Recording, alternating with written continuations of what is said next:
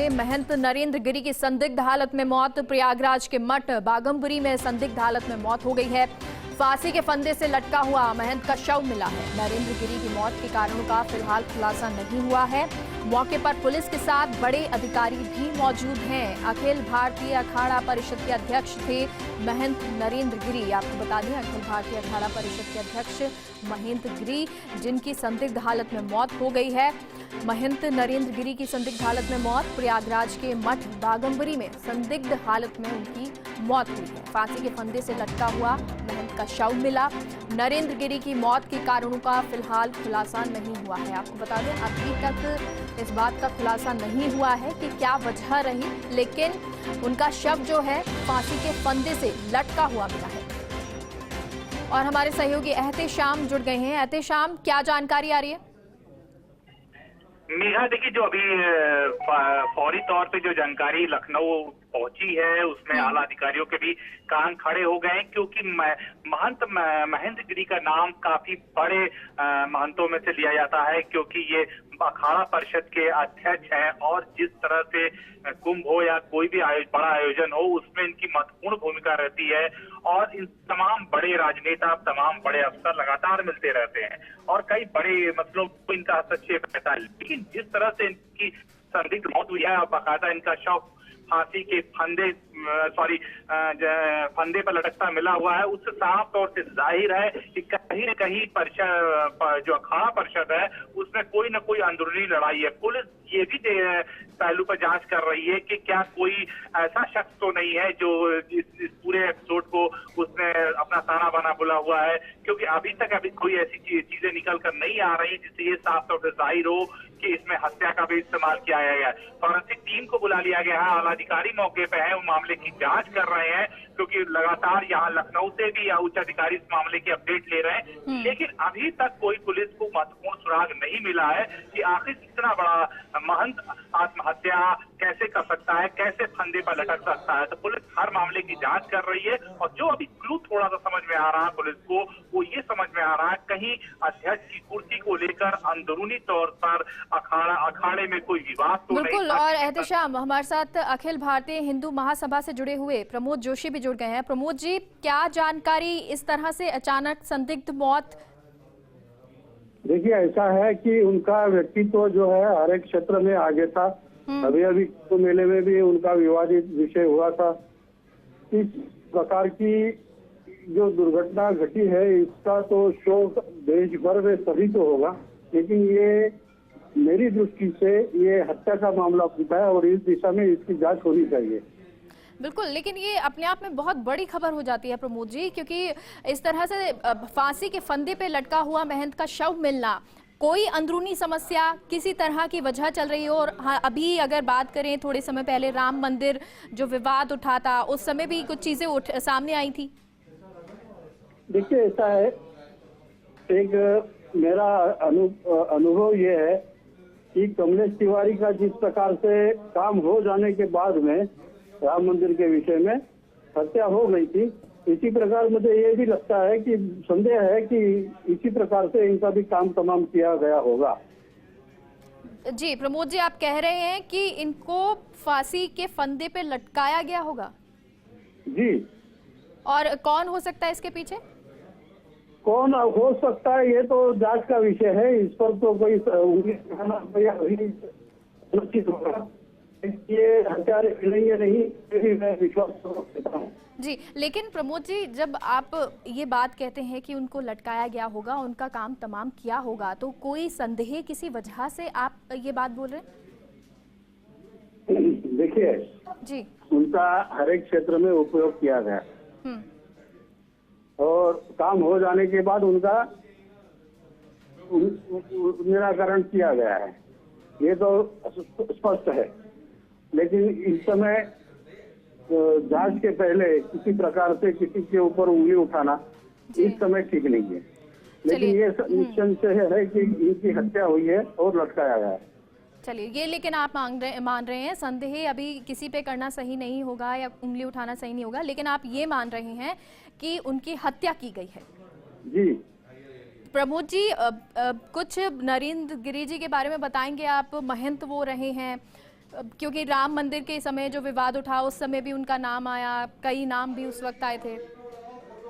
देखिए, नरेंद्र गिरी जी महाराज एक सेटलमेंट करने वाले व्यक्ति थे, समझौता करने वाले व्यक्ति थे, और समझौता करने वाले व्यक्ति को सामान्य रूप से इसी प्रकार से हटाया जाता है। ये अनुभव है दुनिया में। चलिए, बहुत जी, सामंजस्य उनके पास में अधिक था। किसी भी समस्या का निराकरण करने की उनके पास क्षमता थी जी। अच्छे विद्वान थे। चलिए बहुत बहुत शुक्रिया प्रमोद जी पूरी जानकारी के लिए। और हमारे साथ राघवेंद्र महाराज, राष्ट्रीय प्रवक्ता संत समाज से जुड़ गए हैं। राघवेंद्र जी, बहुत बड़ी खबर ये हो जाती है, नरेंद्र गिरी जो है संदिग्ध मौत उनकी होती है, फांसी के फंदे पर लटके हुए वो मिले। जी, संत समाज के लिए बहुत ही दुखद घड़ी है इस टाइम। और ये जो घटना घटी है ये एक बहुत ही हमारे लिए संत समाज के लिए बड़ी शोचनीय विषय है। हम महाराज श्री के लिए यही मंगल कामना करते हैं कि ठाकुर जिनको श्री चरणों में स्थान दे। वहीं इस घटना की निंदा करते हैं अगर ऐसी किसी ने कृत्य किया है, क्योंकि हम जानते हैं महाराज जी इतना बड़ा कदम नहीं उठा सकते। लेकिन हम पुलिस से, यूपी पुलिस से भी मांग करते हैं, साथ में संत समाज भी इसकी जांच अपने स्तर पे करवाएगा। और योगी आदित्यनाथ जी मुख्यमंत्री से भी हम अपील करते हैं कि संत समाज की ओर से इसकी तहकीकात पूर्ण रूप से, निष्पक्ष रूप से जांच करवाई जाए। जी, राघवेंद्र जी, आप मिले भी होंगे नरेंद्र गिरी बहन से, उनसे बातचीत भी कभी आपकी हुई होगी। किस तरह का व्यवहार उनका रहा? कभी ऐसा लगा कि इस तरह की घटना को अंजाम दे सकते? कोई स्ट्रेस या किसी तरह की कोई अनबन अंदरूनी तौर पर नजर आई हो? मैं मेघा जी आपको एक पर्सनली बताऊं, ये मतलब हमारे संत समाज में इनका जितना सौम्य स्वभाव, सरल स्वभाव शायद ही किसी संत का होगा। और इतने बड़े पद पे होने के बाद भी ये बिल्कुल ऐसे साधारण जीवन की तरह जीवन जीते थे कि इनको ये नहीं लगता था कि मैं इतने बड़े अखाड़ों का अध्यक्ष हूँ या ऐसा कुछ हूँ। लेकिन ये हमेशा सरल व्यक्तित्व के थे। कोई भी बड़े से बड़ा आदमी चला जाओ या छोटा आदमी चला जाओ, इनसे मिलने में कोई किसी को ऐसे नहीं लगता था कि हमें कोई दिक्कत महसूस होगी। आराम से सबसे मिलते थे, सबसे वार्तालाप करते थे। और धर्म के क्षेत्र में इन्होंने अखाड़ों का जितना बड़ा नाम किया है, जितना धर्म अखाड़ों के लिए इन्होंने बहुत कई योजनाएं लेके आए, कई बड़े क्षेत्र कार्य किए। जी मेघा जी। जी, चलिए बहुत बहुत शुक्रिया राघवेंद्र जी पूरी जानकारी के लिए। और हमारे साथ अवधेशाचार्य जी जुड़े हुए हैं। अवधेश जी गलतापीठ से जुड़े हुए हैं। अवधेश जी, ये खबर बहुत बड़ी खबर और थोड़ा परेशान भी कर देती है। महंत नरेंद्र गिरी इस तरह से संदिग्ध अवस्था में उनकी मौत हो जाना। नहीं, ये निस्संदेह ये एक बड़ी दुखद बात है। और जिस तरह से ये हुआ है ये बहुत ही हम सब संत समाज के लोगों के लिए बहुत ज्यादा अकल्पनीय विषय रहा है। और वो जिस तरह के व्यक्ति रहे हैं उसमें ये उनसे तो कम से कम ये कल्पना नहीं की जा सकती कि वो स्वयं ऐसा कुछ करेंगे। और यद्यपि जनता का विषय नहीं है ये कि वो आकलन करे कैसे क्या हुआ, लेकिन क्योंकि इसके लिए पुलिस, कानून, कचहरी सब है। लेकिन यह है कि जो मूल बात है वो है कि एक संत समाज से इस तरह के व्यक्ति का, और वो भी इतने महत्वपूर्ण व्यक्ति का जो सारे 13 अखाड़ों के अध्यक्ष रहे और पूरे अभी कई कुंभों का संचालन बहुत ठीक और उनका धर्म के क्षेत्र में बहुत बड़ा योगदान रहा। और इसके लिए मेरा ये भी इस समय इस परिस्थिति में ये भी सरकार से भी एक मैं मांग करना चाहता हूँ कि संत समाज की सुरक्षा के लिए और इस तरह की व्यवस्थाओं के लिए जो इस तरह की स्थितियां बनी हुई उस पर बहुत ज्यादा ध्यान देने की आवश्यकता है। और जो ऐसे अघोषित जो व्यवस्थाओं से आकर के अपने आप को कर देते हैं और कई तरह की व्यवस्थाओं में तो इस तरह कई बार जैसे हम लोगों के साथ भी होता है, बहुत से ऐसे लोग आके धमकियां देना, बहुत सारे इस तरह की कानून की अव्यवस्थाएं बनाना, ये सब बनती तो संत समाज की सुरक्षा का भी कोई इंतजाम होना चाहिए। क्योंकि मैं नहीं समझ पा रहा कि नरेंद्र गिरी जी के द्वारा या उनके किसी ऐसी परिस्थितियों में कैसे वो सब हुआ। तो ये एक जांच का विषय है और ये जरूर उच्च स्तरीय इसमें जांच होनी चाहिए। बिल्कुल जांच होनी चाहिए। लेकिन अवधेशाचार्य जी, कभी आपकी उनसे मुलाकात हुई? मैं एक बार बहुत सामान्य सी मेरी भेंट हुई थी नासिक कुंभ के समय। अच्छा, बहुत सामान्य सी भेंट थी, बहुत लंबी, क्योंकि वो सब अपने अपने कार्य में व्यस्त रहते हैं कुंभ के समय में। लेकिन वो बहुत सुलझे हुए मस्तिष्क के व्यक्ति थे और बहुत सहज थे। चलिए बहुत बहुत शुक्रिया अवधेशाचार्य जी आपका हमसे जुड़ने के लिए। और हमारे साथ और होता है इसके खिलाफ कार्रवाई की जाए। हम लोग इसके लिए आंदोलित होंगे। हम लोग तीर पुरोहित हैं। हम लोग हरदम वो हमारे आदर्श थे। क्या पता चला आपको? हम लोग को जानकारी मिल रही कि उनकी आकस्मिक मौत हुई। अब ऐसा संभव नहीं है, लेकिन अब जब तक कोई जांच न हो जाए, लेकिन हम लोग इस प्रशासन से, मुख्यमंत्री से प्रबल विरोध करते हैं कि इसकी जानकारी होनी चाहिए और ऐसे लोगों के खिलाफ कार्रवाई की जानी चाहिए, अन्यथा पूरा प्रदेश, पूरा देश इसके लिए आंदोलन करेगा। मधु चका, अखिल भारतीय तीर पुरोहित महासभा।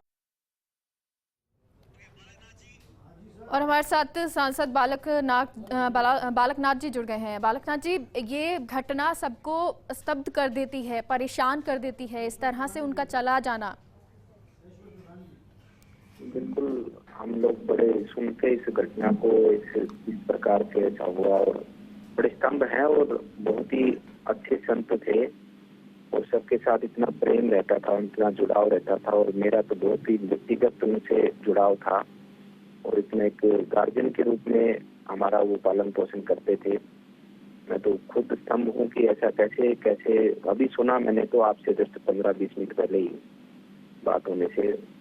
बहुत बड़ी दुखद घटना है और बहुत बड़ी क्षति है साधु समाज के लिए।